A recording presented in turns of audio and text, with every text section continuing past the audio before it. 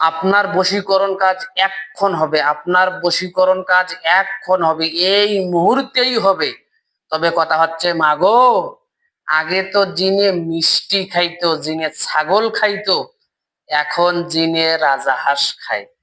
জিনে যদি রাজাহাঁস খায় তাহলে আপনার বশীকরণ কাজটি এই মুহূর্তেই হয়ে যাবে। আর যদি জিনকে রাজাহাঁস না দাও মাগো, তাহলে তোমার কাজটি কখনো সম্ভব না। জিনে বলছে যদি রাজাহাঁস না দাও তাহলে তোমার কাজটি সে কোনোভাবেই করে দিবে না। এখন আগে তো ছাগলের মূল্য ছিল 7,000, 8,000, 10,000 টাকা করে নিত। এখন মাগো, জিনে যেহেতু রাজাহাঁস খায় সেহেতু বেশি টাকারও প্রয়োজন নাই। 3,000, 4,000 টাকা হলে দুইটা রাজাহাঁস পাওয়া যায় মাগো। এই রাজাহাঁসের টাকাটা পাঠিয়ে দেন, আমি জিনকে রাজাহাঁস কিনে খাওয়াই দিলে তোমার কাজটা হয়ে যাবে।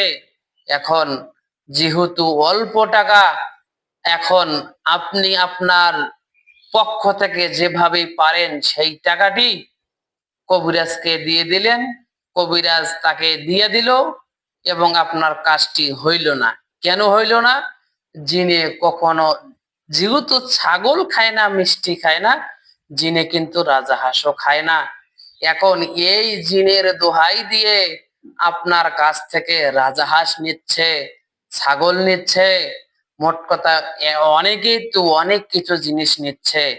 এখন স্পষ্ট ভাবে মাথায় রাখবেন যে জিনে কখনো মিষ্টি খায় না, ছাগলও খায় না, রাজাহাঁসও খায় না। এরা এই টাকাগুলো নিয়ে জিনের নামে চালিয়ে দেয় এবং নিজের পেটের মধ্যে ঢুকায় দেয়। বুঝছেন?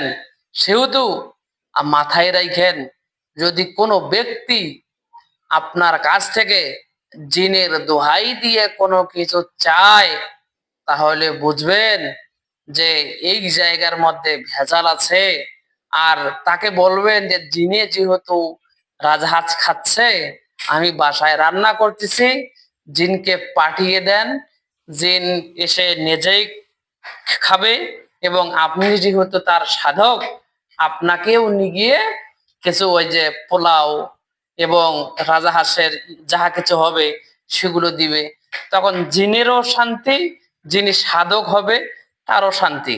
কোনো ব্যক্তি যদি আপনাদের এরকম প্রস্তাব দেয় যে যিনি এরকম কোনো কিছু খাবে, হ্যাঁ, যে রাজাহাঁস খাবে, তখন আপনার তাকে এভাবেই বলবেন যে রাজাহাঁস আমার বাসায় তৈরি করা আছে, জিনকে পাঠায় দেন, আপনি আপনার জন্য পাঠিয়ে দেওয়া হবে এবং জিন নিজেও খাবে।